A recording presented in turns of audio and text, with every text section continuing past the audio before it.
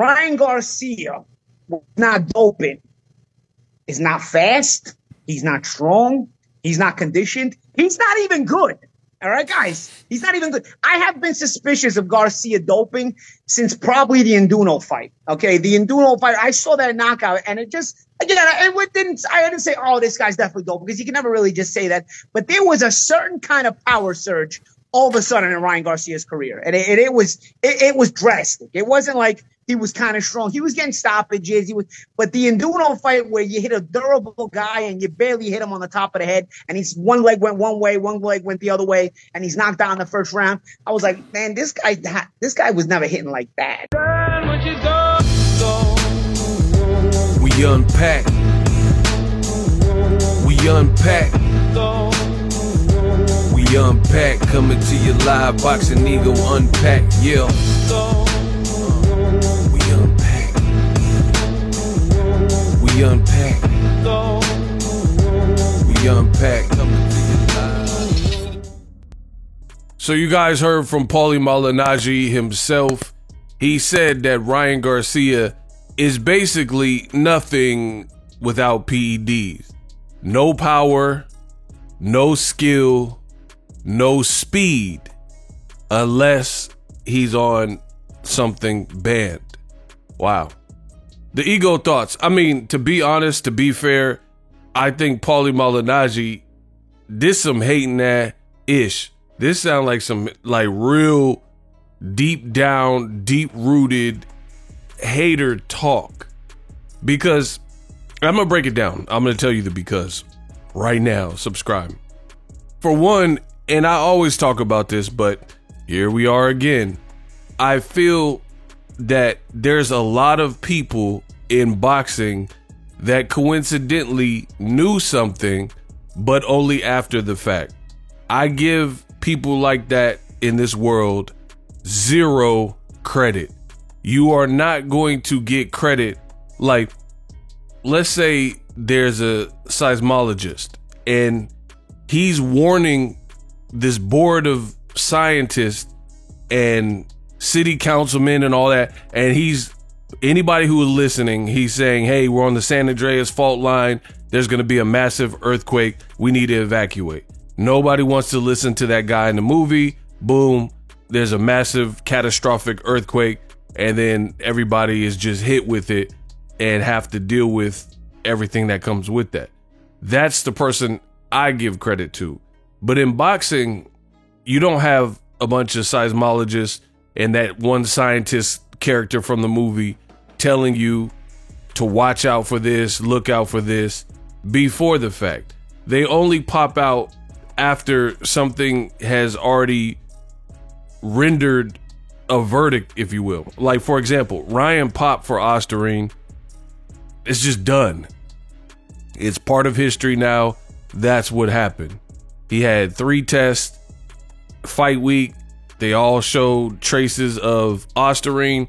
Boom, he popped. So how coincidental and convenient for Paulie Malignaggi to now be doing this, monologue or whatever, where he's saying he knew all along that Ryan was on something.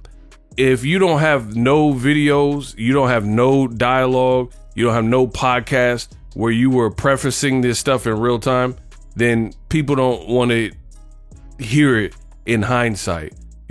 Oh, I knew in the Romero Duno fight, he didn't even say the name right, but whatever. But he's talking about Romero Duno that Ryan fought. I knew something when he knocked him out. There was something more to that. But why didn't you say anything? Because there was no information. He hadn't failed a PED test. Is this what the boxing game has come to? Is this what we are doing now? Like, let's be real. Moving on to my second point. My second point is this. There's a lot of stuff, and I am not naive. I understand that it's a combat sport. You can lose your life in this sport. So if you got guys like Lance Armstrong, who's pedaling a bike, and he's so thirsty to win that he's going to juice and do steroids and ban substances, then why would actual combat fighters who could embarrassingly get knocked out, become a viral meme, lose their life, have permanent brain damage, You know, why would some people like that not elect to go to the dark side and cheat, right? So I'm not naive here, but again, one, like I said, you're not getting props when you didn't call it out beforehand. Two, is this what we're going to do? You're going to convict a person because the knockout looked too crazy. First of all, he said Romero Duno is a durable guy. Like, who is Romero Duno? Like, I remember when Ryan fought Romero Duno and he had an undefeated record, I believe, but ain't nobody was talking about no Romero Duno saying he was the next up, other than, you know, the Ryan fanatics who might have wanted the fight to look like a major step up. So he's making it like Ryan did that to Pernell Whitaker, rest in peace. You know what I'm saying? Like, nobody was really saying Duno was that boy. So who did Duno fight? See, I got so many ways I could slice and dice you and break this stuff down. I'm Ginsu. You know, I cut right through it. Who did Romero Duno fight prior to Ryan Garcia that made you believe that he was so durable? Because his resume, he was fighting like Kuldeep Gandhi and all these like random names and stuff like that. He didn't really fight nobody. He was fighting guys in the Philippines. So for you to have seen that knockout and been like, nah, this man is on something, as if he was this mythical dragon slayer that everybody was checking for. It's like, why is that even surprising that Ryan could destroy him to the point where you're saying he had to be on something to do it? Furthermore, Romero Duno has like 5 losses, 4 by knockout. He later got knocked out by Frank Martin. He later got knocked out by guys like Antonio Moran, who just lost to Andy Cruz on the Crawford Madrimov card, and Andy Cruz stopped him. And Devin Haney, who's not known as like a huge puncher, also stopped him, right? So Antonio Moran, he's like kind of a middle of the road guy too, and he's knocking him out like KO, not a TKO. And then my boy Kane Sandoval from Sacramento end up knocking out Romero Duno as well. You know what I mean? So Ryan has always been big, pretty big, especially for lightweight.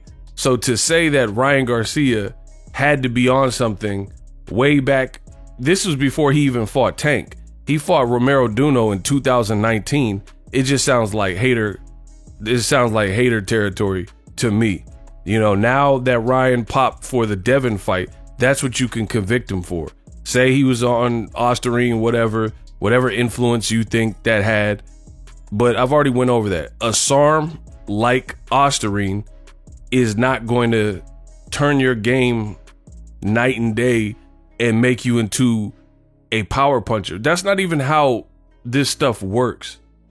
Of course, and I don't want to get into it, but people take PEDs for advantage. Duh, that makes sense. So of course, if somebody is on anything, there's a reason why they are taking it.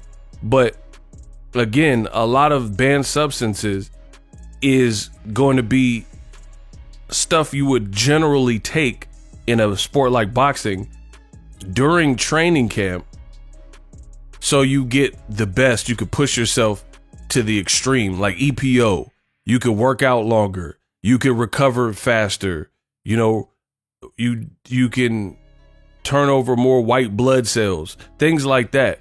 So you could overall have a stronger camp, henceforth why it's banned. It doesn't really, and I've said this from day one with this Ryan business, doesn't really make sense to take a SARM like Osterine, but only do it the week of the fight, days before the fight. It's just dumb. It defies all logic. So for Paulie to, you know, be pointing the finger like, oh, I knew it. I knew he was on something. Like, it just looked crazy. And like I said, it looks like hater territory to me. Like, Ryan, you and here's the thing that I noticed why boxing commentary is at an all-time low right now. You got people like Paulie saying this stuff, and even if people would feel what you're about to say on Pro Box TV, right? you give them an inch and they take a mile. Like, you start saying he didn't have skills. Okay, whatever. Let's say that's subjective. Ryan don't have skills. It's debatable. He only got one punch. Fine. But then when you go out and start adding to the list, saying that Ryan never had power before, right? Saying that he just developed power all of a sudden, like for the Devin Haney fight and Duno fights. It's just, that's a falsehood. That's not true, right? You also went out and said he doesn't really have speed. Like, this is what Ryan has always shown in his career. Like, for example, I'll play the ultimate, because we unpacked, I'll play the ultimate devil's advocate. Even if you think that in his tenure with Golden Boy, like Romero Duno and beyond, that Ryan is juicy and he's been intentionally juicing to up his game, I'll play devil's advocate. I'll be a Huckleberry, right? For one, if you're suggesting that he's been juicing since 2019, at least when he knocked out Romero Duno, what that implies is this, and the haters don't want you to understand this. What that implies, that if he's been juicing for that length of time, 2019, then that also suggests that when he fought his biggest fight to date in 2023 versus Gervonta Tank Davis, then he was also, that means Tank Davis fought a juicy version of Ryan and he was also on something then. Because who on earth would fight a guy like Romero Duno, who I expressed earlier in this video, doesn't have this illustrious, crazy resume? Who's going to fight a guy like that and juice, but then not be juicy for Tank Davis when it was your undefeated record on the line at the time and it's the biggest fight in boxing that particular year? It just makes no sense. So that means even the Haneyacks and Paulie Malignaggi and all these people who are saying that, oh, Ryan's been juicy, you're just giving more praise. And it's funny because a lot of the Haneyacks don't like to give praise to Gervonta Davis, but you're inadvertently doing it and giving him praise, because if you are sold that he's been juicy since the Duno fight in 2019, then you would have to infer also that he was juicy for the Tank fight.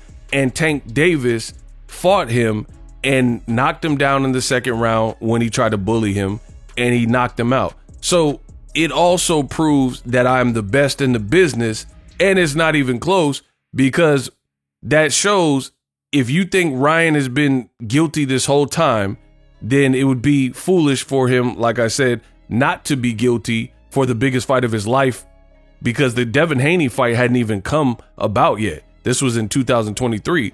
So if he's going to juice for Duno and that's his character, then he's going to juice for a Tank fight, and Tank handled it and never was clipped up. But it proves my point that you guys are blaming Ostarine and saying that's the only reason Devin Haney lost, but Gervonta Davis would have fought the same type of monster, plus he's at a massive size disadvantage as opposed to the rehydration and size of Devin and Ryan is pretty comparable. So either way you slice it, this is beginning to fall apart. But I'll keep playing devil's advocate, and we'll just say, for the sake of argument, this is not what I feel, but this is according to Paulie Malignaggi. One, I had to get that out there, that does imply that he would have been dirty for the Tank fight, right? The other thing, like I said, Romero Duno, who is that? He lost like all of his big fights, all by stoppage. So that was after Ryan Garcia. You're making it sound like a guy like Ryan doesn't have power, doesn't have speed. He's always showed that. Like, he literally does the body shot challenge and these speed challenges showing the left hook. So let's break this down further. This is why I love the Unpacked. Best series in boxing. We unpack. Devil's advocate, you are implying that Ryan has just been guilty in juicing and on banned supplements from a long time ago, 2019 to now, right? Cool. So moving on, that's with Golden Boy. If you truly believe that, like basically you're saying since he's been a Golden Boy fighter in the upper echelon and people knowing his name, he's been dirty. Do you believe the same people? Do you believe that Ryan Garcia was dirty when he was a teenager? Yes or no? It's a yes or no question. Do not complicate my simple, right? So when he didn't have money, he didn't have 8 million followers, he didn't have millions in the bank, do you think he was guilty? And he was dirty. So he was scrounging up whatever money, because you have to understand the life of an amateur fighter. A lot of these guys, they never worked. They don't develop trade. They never went to like a trade school or develop plumbing skills or electrician because they're so busy with the boxing stuff. Golden gloves and tournaments, and his brother fought, he fought, his dad's a coach and his parents are judging and all that. So you don't really have time to work for a lot of these guys when you're nice with it and you're an amateur boxer. So money is not there until you necessarily, unless you come from money, or until you get to a certain level in boxing and you start to make money in the game, right? So with that being said, do you believe that Ryan was juicing when he was a teenager? Because he fought Devin Haney 6 times and beat him 3 times. I've seen some of the fights and he looked exactly the same. You guys are trying so hard. You want me to be wrong so bad. He looked exactly the same. Like, if you blurred out the fighters, you blurred out the name on the trunks, I promise you, if they were like, let's say there was a way you could just blur out the whole body or like black out the outline and you just seen the style. I guarantee you, if I looked at Ryan's amateur fights with Devin Haney, I would be able to spot it because his movement is exactly the same. Like, he's sometimes wild, left hook is there, the speed was there. So what is Paulie talking about that Ryan just grew these things like power and speed? I get it. You don't like the guy, whatever. But this just sounds stupid when he's known for these things since he was an amateur. Like, there's literally a video clip of him fighting Blair Cobbs, who just beat Adrian Broner in a good win. And he dropped Blair Cobbs with a left hook in sparring, right? This is common knowledge stuff. So this is not like Ryan Garcia, grew these things overnight. And for Paulie to suggest that, it just sounds like hater marks. It sounds like hater remarks. You just, I don't know, I guess trying to dogpile Ryan Garcia. The other thing, and I think it's worth noting, that Paulie Malignaggi, to me, it seems that, let's be real, Paulie Malignaggi was not a big puncher. He lacked power in his career. He seems very spiteful of actual punchers. Like, I remember when he was on Showtime, he was like, it was the one fight, he was highly critical of Deontay Wilder, a big puncher. There was another one where he was critical of Gervonta Davis. He's been critical of the Charlo brothers, like all guys who can punch. And then guys who really can't punch and they're not known for that bag, he seems to be more like, it's almost like you relate to the fighters that are closer to you.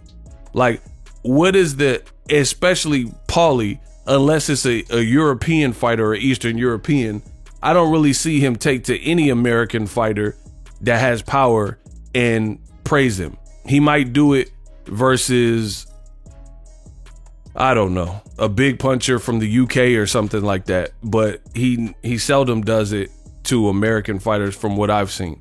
And like, even styles like Bivol and Beterbiev, I haven't watched any of Paulie's breakdown or anything, but I guarantee you he probably sided with Bivol, the guy who has no power, as opposed to Beterbiev, who does have power.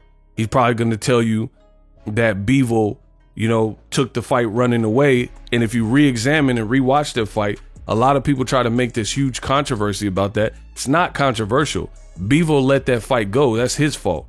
He got hurt and he just completely would fall off and not throw any offense. That's on you, bro. Like, there's no one else's fault.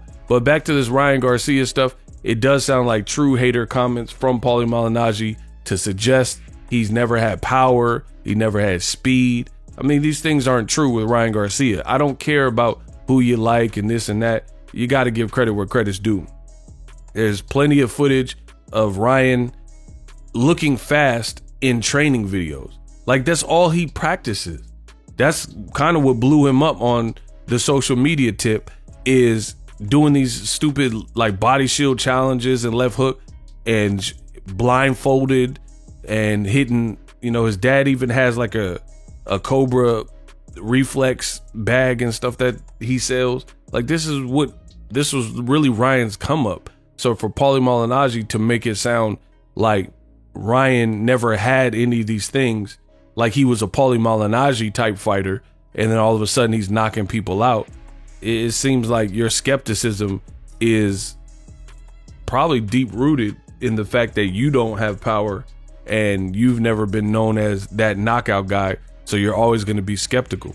You know, there's been moments, and, you know, granted, Canelo and Ryan did fail for banned substances, but he's kind of had it out for Canelo, Pacquiao, Ryan Garcia. And like I said, I've heard in his commentary in the past, other guys that are American guys mostly that have power, and he was super critical of their style.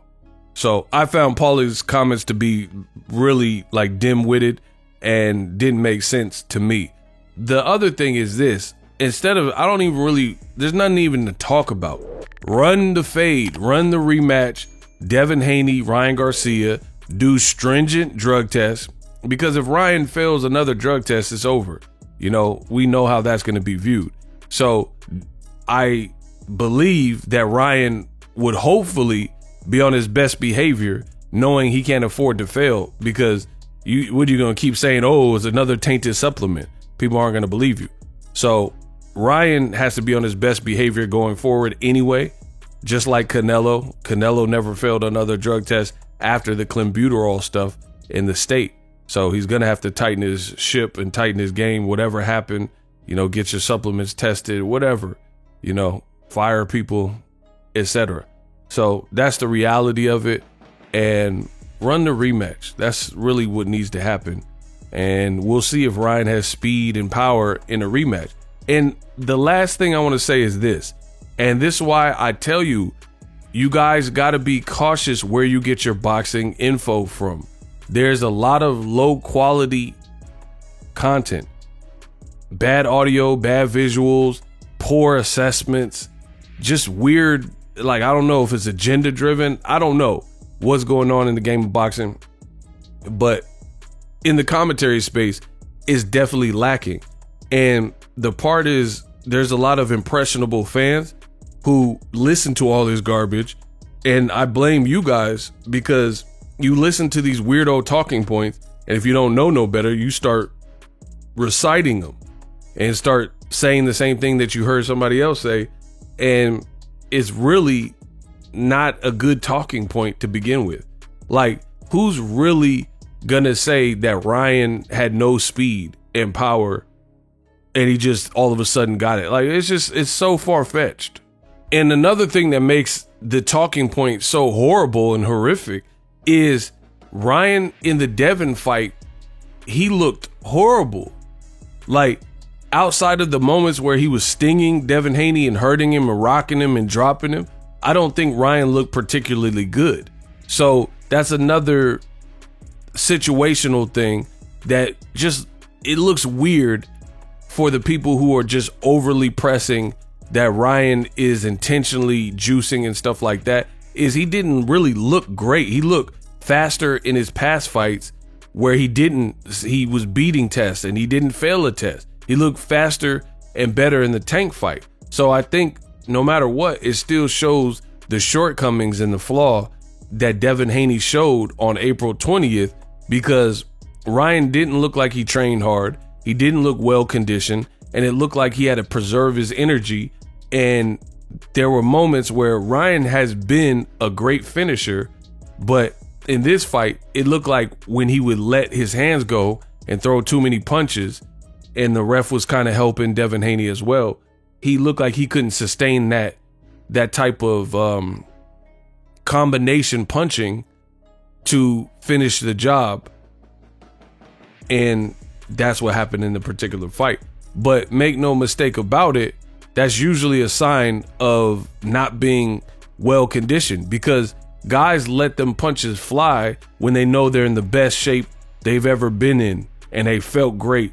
And, you know, everybody who's saying, pressing the button and saying, oh, Ryan, he's been cheating, then you should have built up some level of like tolerance to these banned substances, which in turn should have had you looking better in terms of endurance and your overall like agility, which I thought was probably the worst that I've seen from Ryan Garcia in the Devin Haney fight. I've never seen any other fight where he appears so like fatigued and like he didn't seem cardioed. So that's my opinion. We unpacked.